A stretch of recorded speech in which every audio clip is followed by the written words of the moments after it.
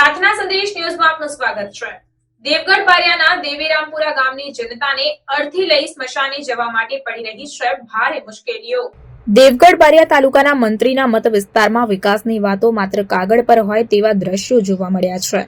દેવીરામપુરાના ગ્રામજનો અર્થીને લઈને કોતરના ઊંડા પાણીમાંથી જતા જોવા મળ્યા, ત્યારે આ દ્રશ્યો જોઈને ખરેખર તંત્રને શરમ આવવી જોઈએ।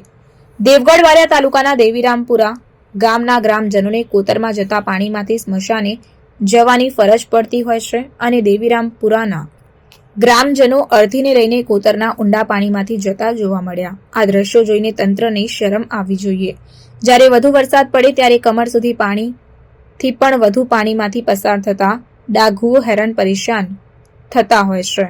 આ વિસ્તાર ડુંગરોનો રળિયામણો વિસ્તાર આવેલો છે। આ વિસ્તારમાં જ્યારે વધુ વરસાદ પડે ત્યારે ચોમાસાની સિઝનમાં પાણીથી કોતર ભરેલું હોય છે, જેને લઈ દેવીરામપુરા ગામના ડાઘુઓને પડતી ભારે હાલાકી।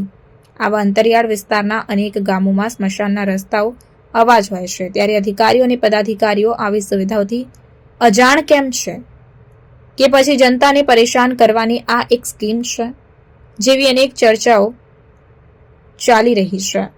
આવી સુવિધાઓ યુદ્ધના ધોરણે ચાલુ કરવામાં આવશે કે કેમ, અને તંત્ર દ્વારા તાત્કાલિક તપાસ કરાવી સુવિધાઓ પૂરી પાડવામાં આવશે ખરી, તે પણ ચર્ચાનો વિષય છે। રિપોર્ટર ઝાબિર શુક્લા, પ્રાર્થના સંદેશ ન્યૂઝ, દેવગઢ બારિયા। પ્રાર્થના સંદેશ ન્યૂઝની તમામ લેટેસ્ટ અપડેટ્સ માટે ચેનલને હમણાં જ લાઈક, શેર અને સબસ્ક્રાઇબ કરો।